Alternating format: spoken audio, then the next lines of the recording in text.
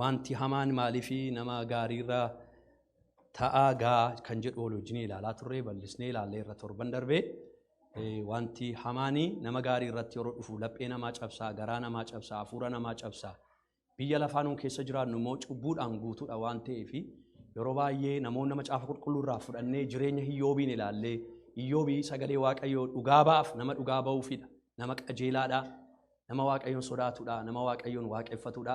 Garuu jireenya isaa keessatti chaalenjii baay'ee keessa darbe Iyyoobi. Seexanni dhufee isa qoree qabeenyaa isaa dhabee, ijoollee isaa dhabee, maatii isaa dhabee, fayyaa isaa iyyuu dhabee amma du'aatti ga'e Iyyoobi.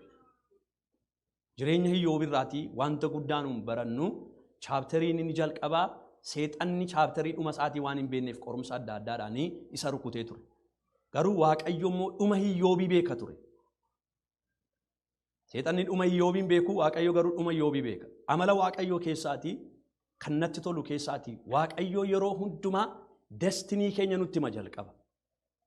Israa'eliin biyya kakuu keessaa yeroo Waaqayyo gooftaan Macaa fuudhee ba'ee waggaa 430 booda dhaqee Museedhaan saba koon baasa Fareeyoonitti dhaqee dubbadhu ittiin jedhee Fareeyoonitti dhaqee Museen dubbatee Fareeyoon immoo dinnaan Fareeyoon harka Fareeyoon keessaati Waaqayyo gooftaan Macaa dha'icha 10 Israa'el biyya Gibxii rukutee hamma Gibx raafamtutti ga'ee booda Waaqayyo isaan baasee booda akkanatti hin jedhe Waaqayyo. Ani jedhe abboota keessanii fi kakuun galee biyya aannaniif dammaa isin gashaa jedhe. Sagalee isaan beekan maal? Kana'aan hin beeku. Kana'aanii hafuura isaanii keessa yaada isaanii keessa jira. Israa'eloonni yeroo biyya Misir keessaa ba'anii jechi isaanii hundumtuu kan isaan olitti haasa'an kan isaan olitti dubbatan Waaqayyo abbaa keenya Abrahaamiin waggaa 430 booda biyya aannaniif dammaatti isin gasha jedhee nutti dubbateera jedhaniiti kan isaan deemaa jiran. Keessa isaanii kan jiru kan isaan ijoollee isaaniitti haasa'anii kana duwwaadha. Garuu achituun ga'iin bira Waaqayyo yeroo hundumaa yeroo waa namatti dubbatu achi namatti dubbata. Isas gidduu jiru garuu namatti hin dubbatu. Kun amala Waaqayyooti.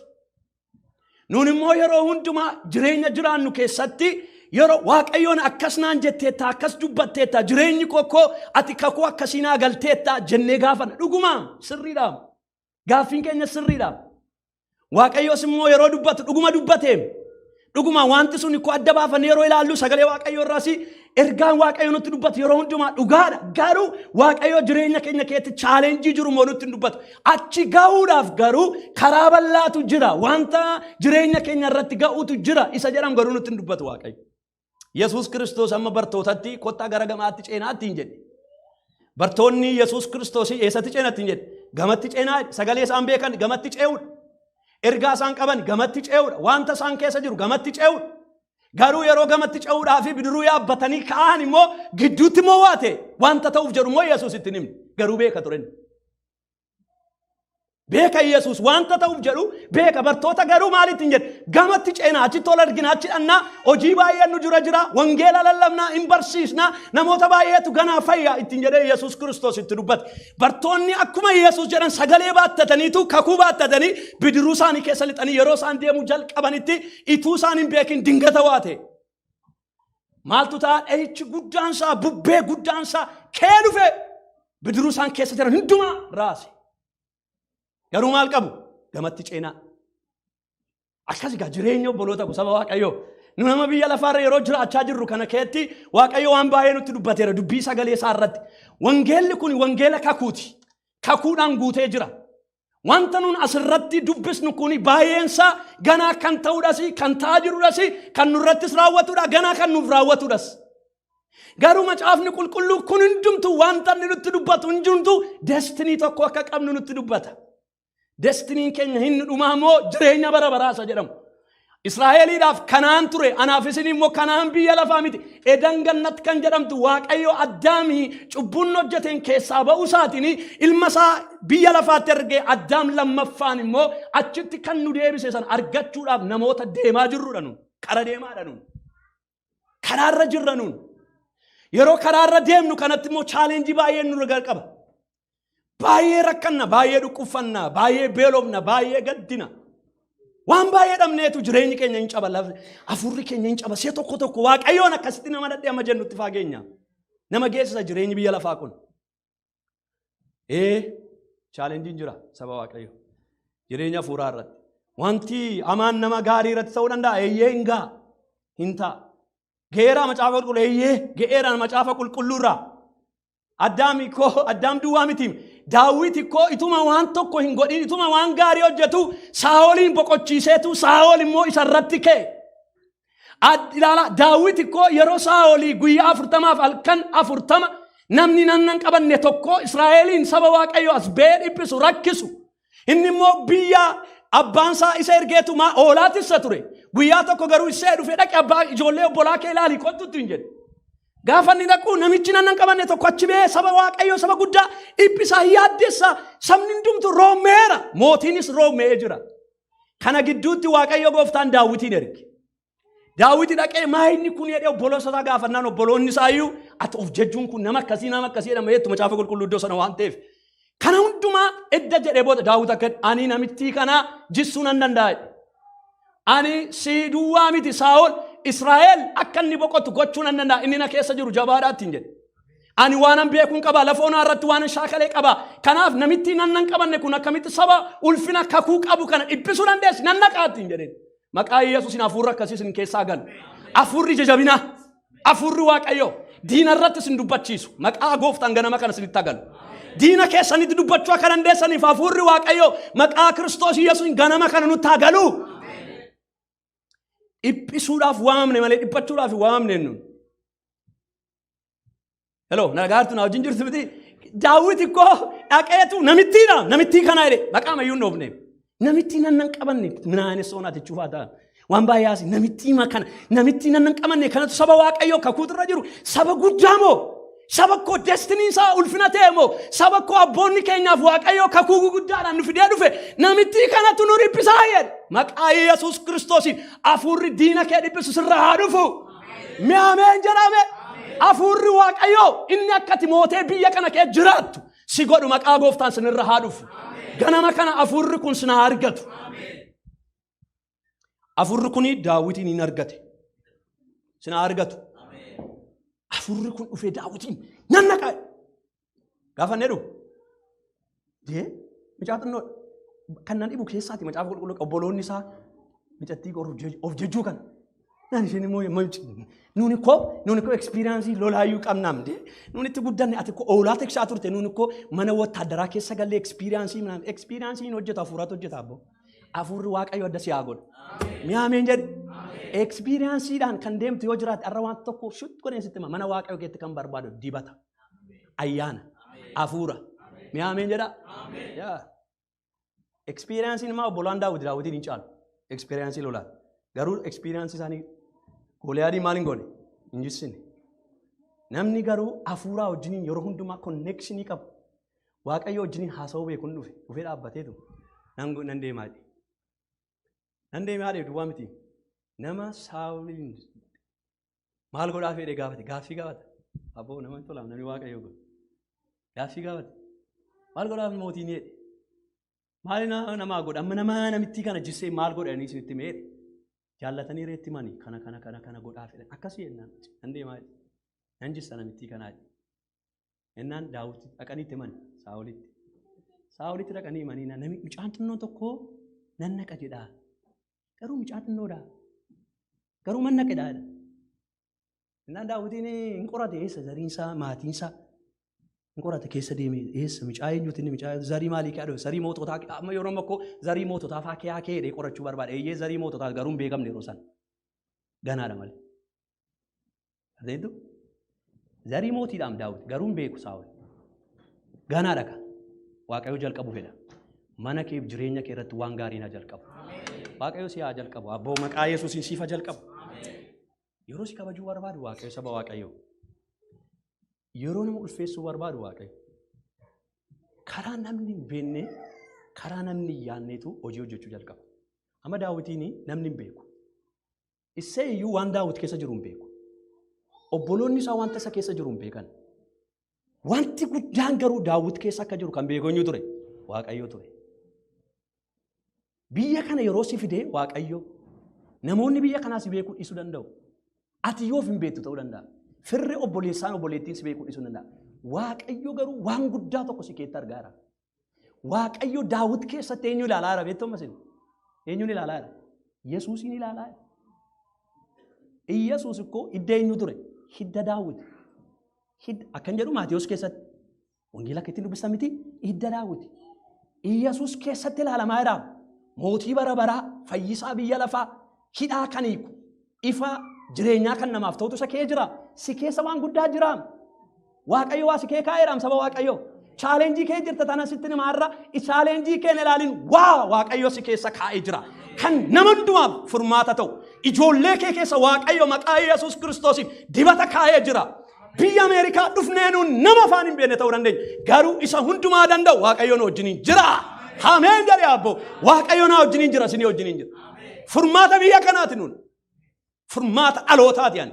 Furmaata dhalootaati isin. Ijoolleen keenya furmaata dhalootaati. Nyaannee dhunnee darbuudhaaf nu waame miti Waaqayyo. Waaqayyo biyya kana kan inni nu fide an 100% nan amana. Yeroo namoonni biyya kanaa gooftaa irra fagaatani. Yeroo isaan Kiristoosin dhiisan kan geetti Waaqayyo immoo warra inni dhoksaadhaan guddifachaa jiru yoo jiraate anaaf isinidha. Haleluuyaa. Dhaloota kan inni ittiin Waaqayyo karaa isaatti ittiin waama. Ameen ameen ameen. Rakkinarra borii kee dubbatu borii kee kan dubbatu Waaqayyo duwwaadha. Boriin kee immoo ulfina ameen. Boriin koo ulfina abbo. Kan jiru faarfannaan jirani? Kaseen jiru jira? Akka abbaddiisii ma tokko tokko. Kan jiru. Warra faarfattoota baay'ee jiran natti hin kolfina. Harkaa baddee malee sirriitti hin beeka. Inna yaa saba Waaqayyo Daawitii koo dhaqee Goliyaadii shat godhee gaafa inni jissu namichuma isa sila ergateetu itti keeyama. Itti kee chaalenjiin hin jalqabe jechuudha. Hamaa godheeti Daawit miti. Israa'eliin boqochiisee Saa'oliin boqochiisee lolli guddaan jireenya isaa irratti ka'e. Namni gaariin wanti hamaan irra ga'uu danda'a. Wanti hamaa garuu destinii isaa miti. Dhuma isaa miti. Dhumi isaa garuu yeroo hundumaa nama Waaqayyo wajjiniin jiraatu Waaqayyoon amanatee bulu hundumaa fi yeroo hundumaa ol malee gadi miti. Micaan keenya micaama keenya naa wajjiniin ta'a wangeela dhaga'aa maaloo. Waaqayyo yeroo xinnoon qabaa yeroo xinnootti waan guddaa tokko isinitti dubbadheen isinii kadhadhee fixuu barbaada. Har'a maqaa gooftaa Yesuusiin hidhaan nurraa hiikama. Akka dhumneetti hin galu. Manni kun akka dhufanitti iddootti galan miti. Akka dhufanitti immoo maqaa Yesuusiin asitti hin galu lammata. Asitti ba'aan keenya nurraa cabe. Qambariin nurraa cabe. Waaqayyo humna haaraa nuuf kenne. Akkuma Gooliyaadiin jisse Gooliyaadii keenya akka jissinu Waaqayyo nu godha. Gooliyaadii mana keenyaa kan jissu raajii barnaa argamti. Paasterii Gabraal barbaadama. Si keessa jira abbo. Inni immoo Yesuus jedhama. Kiristoos inni si keessa jiru Gooliyaadii arras jissuu danda'a. Gooliyaadiin jira eeyyee jira. Gooliyaadii baay'ee jira arras. Kan halkaniif guyyaa nutti bokkisan siin ta'uu hin guddattu naman taatu hin deemtu karaatti nu hammisuudhaaf yeroo nu socho'uu jalqabnu no nu qabuuf kan deeman Gooliyaadii baay'ee jira. Ijaan kan arginu ijaan kan hin argine qilleensa kanarra kan jiran har'a Waaqayyo humna ittiin ati jissuu dandeessu si keessa kaa'a. Nama amantee filaa dhugaan siniin jedha maqaa Yesuus Kiristoosiin siniif ta'a. Waaqayyo kana hin godha nuun immoo nama ameen. Si keessa jira nama gabraa miti barbaacha naqin anuma keessa kee jiran. Inni Gooliyaadiin jissu inni immoo eenyuun Yesuus jedhama maqaan isaa. Maqaan isaa eebbifamoo. Kedhe dhaqee Daawit. Gaafa isaan meeshaatti kennanii Saa'oliin jedhama. Namni waama shaakaltee nama barsiiste yaa. Namni koo rakkinni nama keenyaa waama beektu namatti miti. Maal goonare waama beennu sinitti maara miti ammanuun. Garuu waan beennu oolu isa guddaa ta'e moo sinitti maara. Saa'oliin waama beeku tokko fuudhee wayyaa boxboxaa isaa keessa kaa'e. Okay, ilaamiyaa kan na dhibu kiyaati. Wanta Waaqayyo sabni keenya waan jedha. Uffanni fixadhaase. Jedha miti? Uffanni ergisaa maal taate? Daawitiin gaafa inni uffata ergisaa kan Saa'olii uffatee gaafa inni deemu hirrumaa bareeduu didi. Maqaa Yesuusiin sirraan bareedin waan ulfina Waaqayyoof hin taane. Ameen jedhime. Waan ati kaleen shaakalle namoonni sitti ka'an namoonni uffadhu siin jedhan uffatumallee yoo ta'e tokko tokkommaa waan shaakalle biyyattan dur kan beeku wayyaa citaa ergee mana dhannee hodhiifanna. Ameerikaa dhumnee waan hin beekne tokko uffannee deemnaan bareedaa jennee Waaqayyo siniif dhiisu wayyaa citaa maal bareeda kun. Kuni yaadalle xuraa ilame hin godhinaa kana maqaa Yesuusiin yoon gootu ta'e.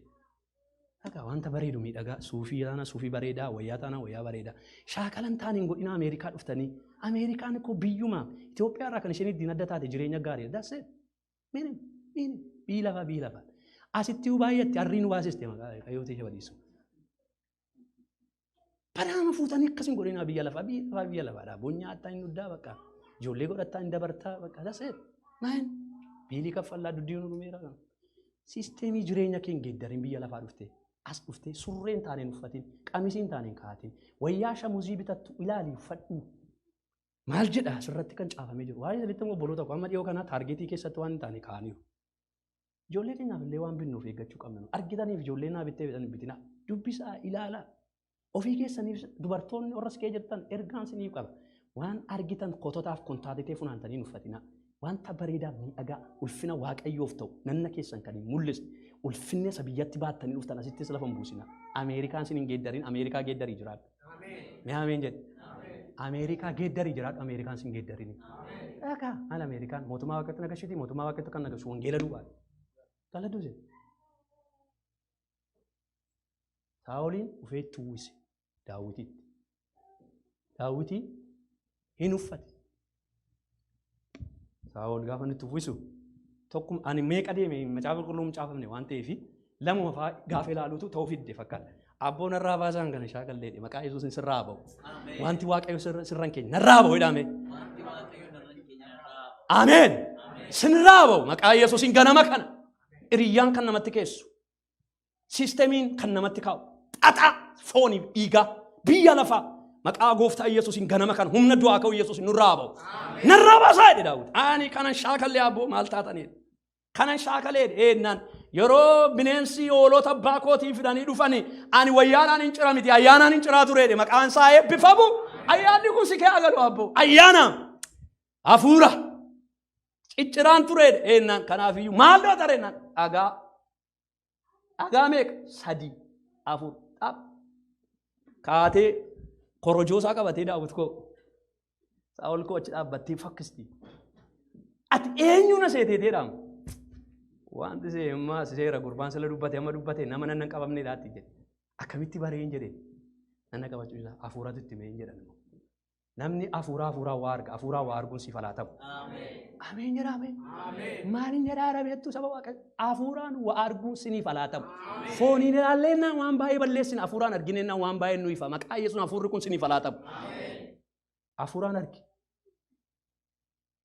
nama dhibamu gama taa'ee gamatti ilaala namni waaqayyo gamatti teessee gamatti hafuurri akkati waa argitu si godhu siifa kennamu ameen in ilaalee hin naqee akka inni hin jirre isa godhe Gooliyaadiin koo kana duwwaa siiliirraa argitanii tuni ishee kana duwwaa tafeef hojjaan isaa ammachigaa xaxatee meeshaa qabatee nama sodaachisaan gurbichiyyuu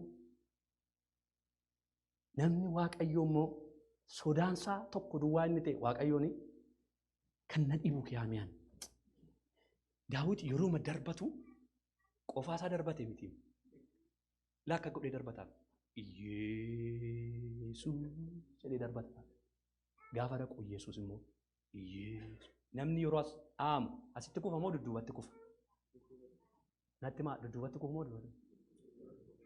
dudduubatti kufa miti Saa'ol eessatti kufe jilbindumtuu eenyuuf hin jilbeenfata Yesuusiif jaallattee jilbeenfatti jilbindumtuu Daawit immoo iddoo bu'aa eenyuti Yesuus isa dhufaa jiruudhaan kanaaf Gooliyaadi jalqabuu qaba kaa Filisxeem jilbeenfachuu jalqabu diinni keessi jilbeenfachuu maqaa Yesuusin hafuurri kun sin keessa galu hafuurri diina jilbeenfachiisu jilbeenfannu jedhanii yaa mootii waan barbaadde fidi malee waan ati dhaabde kanaaf maal hin taatu hin jilbeenfannu jedhe rakkina fi harmaana amma funyaanitti fideedhan beenna waan amanneedhani abidda itti dachaa lama miti sadiyyuu godhi waan barbaadde godhi inni koo ilaameedhu sagalee waaqayyo namni itti masiqeeyyuun gubataa dachaa lama godhaniitu hin jilbeenfannu bor dabilii horii kaffaluutu jedhan ammas waldaa dhiistanii nuftu birrii sana dhiistanii lafa hojiiti amma borii dabilii kaffalamaa jedhanii sin ammas hojii dhiistanii waaqayyo beeka dadhabina koo maala hojjechuu jedha borii dabilii kaffalamaa kanaaf yarra waldaa dhabaan waaqayyo beeka maqaa as dhumni koo kisaaraa kee gallee nuun ijoollee يولي لاغا مالو سبا واقعيو كسارا دام جرينيا فورا امريكا كانت امريكا نو كسر سيمتي نو متوف كسر سيس نو متوف تبچي سارا بيتي كان جلبين فنو يلا نيمسان انساغن هم نافتو سنتي قلبي دي ديرا دني وان بايا ساول نتي منو نتي نجد وان بايا چوبو جندي ما ينكين جكو واقعيو واقرارات كنافيو اني اني اذا وانا كسي ويا جرا مالي مبا لا كغوري با سواكه چوبون برسه نام مو كون ترتو يولا دفتي بات دور دي دفا كاده دفتي كرام سني يانه ابو نمتي باس مقا يسوع كريستوسين ور واقيو دوا جلبين فتن واقيو سناغون امين هين جلبين فتي سي داويت إساني مون جلبين فن دنينا ابيدا كي دربتمن ابيدا كي دربچوني خما غودانيرو وانتي حمان مالف وانت غاريرا نما غاريرا تا كان جتني غافيس نيتوفي نما حما تاو كيسن دواداف وانتي امان سنرت افاميتي نما غاريني بيا لفا كان رت انجالتم بيا لفا كان رت ان بربادم يود اوغان دوباتو تي نمس انجالتو اكي غوفتا يسوع كريستوس يسوع انجالتني روم يسوع جالتا ميرا يسوع پوپولاري توري نتما پوپولاري دا ميتي پوپولاري ميتي بيسوع جالچوف اللي مالين قبو تريد بيفن قبو تريد بيفن قبكا بريدامت بيفن قبكا بنا من موني يسوع كريست كانيكو مغالا كينيا كيسا باي كان يسوعين برباد يروندو ما يسودا اور ركاتو اور چوبمو اور دقفتو تو برباد اور سوريسا اور واقبن پوپولاري اور تان اور بيا گگيسان يسوعين بربادن سبا واقايو ارغان سنيف قبو ارغا كان ارم فيتاتون تين ويا غبرات ديبني برنا وانتي همان مالف نما غاري رتا داويتي هماتي اميتي وانتي غا همان ساولي داويتي نينارياتي شيكنا كان اندبچو برباد داويتي ركينا بايه ترغي حمدوات حمد غلطي غلطي ساول داويتي نينارياتي وانت امكنا سنرغاو دندابور وانم هماتاتني ميتي وانت جلينو جتني ميتي وانت اسن واقعيوف انجران نمت يروبا يمنا كيسن رت جرينيا كيسن رت چالنجين باين كانين افو دندو مالي دفا جنني توربان دربه وانت كو دبديرا الى كج انفتا انا مكان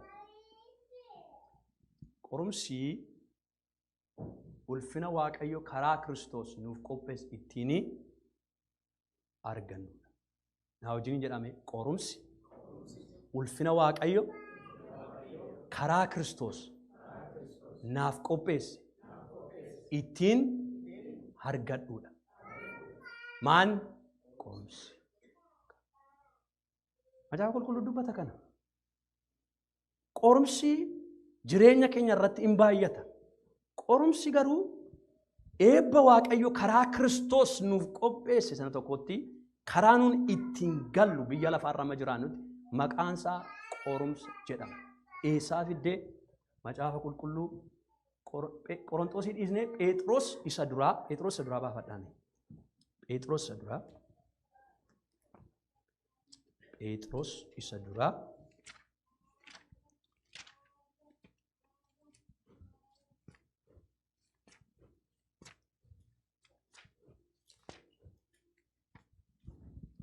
إرجع بيتروس سدرا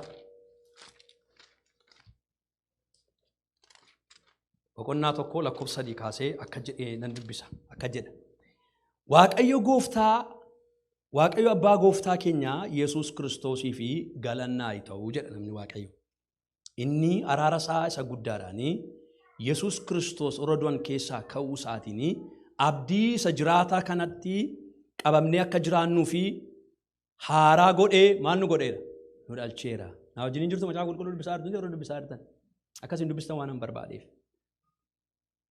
أكجد لكوبسا أفور وان بني وان تورين كمني وان قديبيا إنا ديمنس إسا واق أكيس إسنيف إيغا ماجرو دربتاني أكفو أتن قد إيرا مالي توكو وان مان وان بني وان تورين كمني وان قديبيا إنا ديم إلا لا سيتوكو سبا واقعي إلا waan hin bannee jira iddoo kana waan xurii hin qabnee jira iddoo kana waan gad deebi'aa hin jira waaqayyo kana nutti dubbachaa jira amma nun karaarra jirra jechuudhaan karaa kiristoosii kan argachuudhaaf deemaa jirra kana bira ituun gahin garuu karaa baay'ee jira karaan sun maal jedhama qorumsa jedhama gidiraa jedhama rakkina jedhama hariyatamuu jedhama dhukkuba jedhama dhabuu jedhama waan baay'ee itti gashaa garuu maalti deemaa jira nun waan hin banne waan xurii hin qabne waan gad deebi'aa hin deebi kun hundumtuu karaa eenyu nu qophaa'eera karaa kiristoos deemsarra jirtu gaamma deemsarra jirran ani deemsarra jira deemsi sun maal fakkaata maal jedha macaafni qulqulluun akka jedha lakkoofsa 5 irraa kun maal jedha waaqayyo kunis jedha isin warra karaa amantii fayyina bara boodaatti mul'achuudhaaf qophaa ta'uu sanaaf humna waaqayyootiin eeggataniif jiraataniif hin ta'a jedhan eenyuuf ta'a warra kiristoos dhufuuf jedhanii warra eeggachaa jiraniif isiniif ta'a jedheetu ilaalaa gaam waan gaarii nutti dubbate eebba jira maaltu jira wanta hin bannee jira jedhee dubbateetu macaafni qulqulluu lakkoofsa 6tti laakkasnu jedhan ilaa mistira saalaalaa hamma yeroo gabaabaadhaaf maal taatu jedhe qorama garaa garaatiin maal taatu jedhe gaddisiisamuun keessan maal hin ta'u hin oolle eloo naa wajjin jirtu ilaa as ga'uudhaa fi asitti waan maqaa qabu jira macaafa qoromsa garaa garaa isan ittiin qoramuun isin hin qoromtan isa mammaanfaa qoromaniin qoramuu dhiisuu danda'u garuu qorumsa garaa garaa jechuun bifa qabdi jechuudha qorumsisaa qorumsa kanaa darbineetu isa waaqayyo karaa kiristoos nuuf qopheessisan bira geenya jechuudha kanaaf jireenya keenya keessatti chaalenjiin jiru hundumtu eessatti nu geessaa jira jechuudha isa waaqayyo karaa eenyu karaa kiristoos nuuf qopheessetti nu geessaa jira maqaa waaqayyo haa eebbifamu naa wajjin jirtu miti chaalenjiin jireenya keenya irratti yommuu dhufu iddootti nu geessaa jiru jechuu qaba jechuudhaan iddootti nu darbachaa jiru qaba macaafni qulqulluu akka jedha qorumsa garaa garaatiin ilaalamuun keessan hin hafuudha isa sanatti immoo baay'iftanii maal taatu hin gammaddu ilaa akka jedhu qorumsi kun edda dhumee booda qorumsa kana edda fixxanii edda bakka badhaasa qorumsa kana fudhattanii booda as yeroo dhuftan garuu qorumsa asooftu miti as geessanii naan haaleluyyaa faarfannaa haaraa faarfannaa gammachuu eebba ililleetu jira iddoo kana garuu as ga'uu dura immoo qorumsa adda addaan hin qoramtu chaalenjiin jira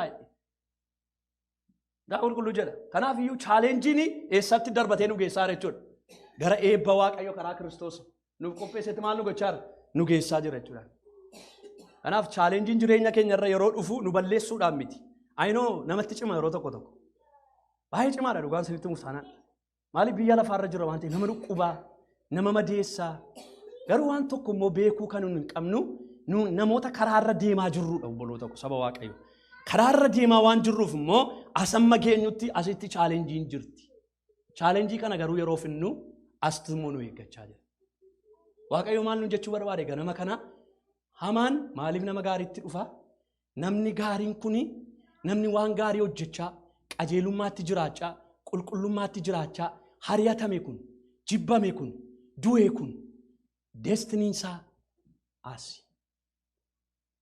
ameen warra waan gaarii itti hojjetanii hariyataman waaqayyo nu haa godhu siniin eebbisa ameen jedhaa fudhadha ituu waan gaarii hojjettanii ituu waaqayyoof jiraattanii rakkinni isinitti baay'atu ameen jettanii ilaa hin jettanii ishee akkasii sinaa eebbisuu duwwaatu hin jedhi ameen jettanii fudhatta rakkinni jira garuu abidda keeyyuun darbatamta ganaa mana hidhaa keessa galuu dandeessa Yesuus wajjin hin deemate innaan amma namni tokko ameen hin jenne of eeggattan sila garuu waan hin jedhe koo kana ta'a kun hin haftu kun raajiin dhufee si eebbisa waaqayyo siin jedhe sabii eebbi mee boloota guyyaa gabraatti deemina isheetti eebbi cal jedhee namatti dhufan hin hojjettu taanaan hin eebbifamtu hin jiru wangeelarra waan hin jirrees namni isinitti meennan hin fudhatinaa isin hin jedheedha ergaa namni wangeelaarra isinitti meennan hin fudhatinaa chaalenjii kana darbitanii sanatti baatu kun immoo hin haftu kun hin haftu ishee kana nagaa rakkinni kun hin haftu har'a yoo dhufuu dide boru hin dhufu garuu maaltu jira dhumarratti astu jira Ameen. Karaa eenyu? Karaa Kiristoos. Ilaakkeedhu kana dubbadhiin fixa lakkoofsa 7 irraa akka jedha lakkoofsa. Warqeen inni baduudhaaf jiru iyyuu ibiddaan maal ta'a? Warqee ama warqee horii kaachuu jaallattanii warqeen kun akkanitti dhufe beektu baay'een keessan. Ibiddaan hin qorama. Amantiin keessan inni warqee caalaa gati jabeessi immoo guyyaa Yesuus Kiristoos itti mul'achuudhaaf jiru sanatti jajamee guddinaa fi ulfina akka argatuuf qorameen ilaalama. Ulfinaa fi guddina akka argatuuf amantiin keessan hundumtuu maal taatan ilaaltu? Qoramanii ilaal. Yoom? Gaafa Yesuus Kiristoos deebi'ee dhufu. Qorumsi yeroo Yesuus dhufu qaxxettee nurraa cittee qorumsa haasofna miti yeroo sana. Jireenya bara baraa ulfina gammachuu haasofna. Achi dura ga'uuf dura garuu kan hundumaatu jiraan isiniin jedhaan. Arraafasuma irratti naaf Waaqayyo immoo guyyaa gabaraa nuu kenna. Wanti hamaan maaliif nama gaarii irratti dhufaa? Tokkoffaa eebbatti nu dabarsuudha jenneerraa torban darbee. Inni torban darbee dubbifannee qorumsi jireenya amantii yeroo dhufu gara eebba ittaanutti nu dabarsaa, eebba ittaanutti nu dabarsaa. Lammaffaa immoo qorumsi ulfina Waaqayyo karaa Kiristoos nuuf qopheesse isa lafarraa miti kan inni haasa'u, isa waaqarraatti haasa'aadhaan. Inni silaa isa lafarraatti eebba lafarra jiruutti nu dabarsa. Inni kun immoo eebba waaqarraa isa jiruutti karaa Kiristoos nu dabarsa jechuudha. Kun lamaan baay'ee barbaachisaadha. Barachuu qabnu obboloota koo. Macaafa qulqulluu yeroo barachaa deemnu, mornu galaa yeroo deemnu, jireenya keenya irratti chaalenjiin yeroo baay'achaa deemu, hahaa kanaaf irra rakkachaa jira, hahaa kun hundumtuu kanaaf narratti ta'e jechuu jalqabna jechuudha. Waaqayyo warra baratan nu haa godhu. Barattoota nu haa godhu. Ameen. Dhaabbannee kadhannee finna. Yoo sinaa eebbisu.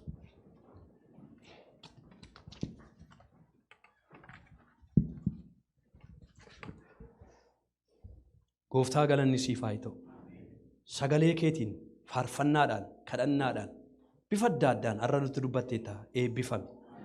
Gooftaa koo warra dhagaaniitti jiraatan nu godhi. Warra dhagaaniitti hin deddeebi'an nu godhi.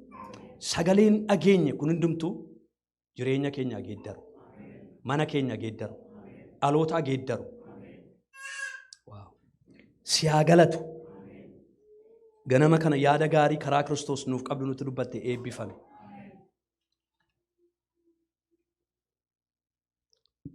Maqaa Yesuus Kiristoosiin hammeenya kan nurratti yaadan ganama kana kan waraana manaa ta'an. Jireenya keenya irratti torban kana ramadamanii qilleensa biyya kanaa qabatanii kan hojjetan humna du'aa ka'uu Gooftaa Yesuusiin kan hidhaman ta'an. Sagaleen kee jireenya keenya abitu.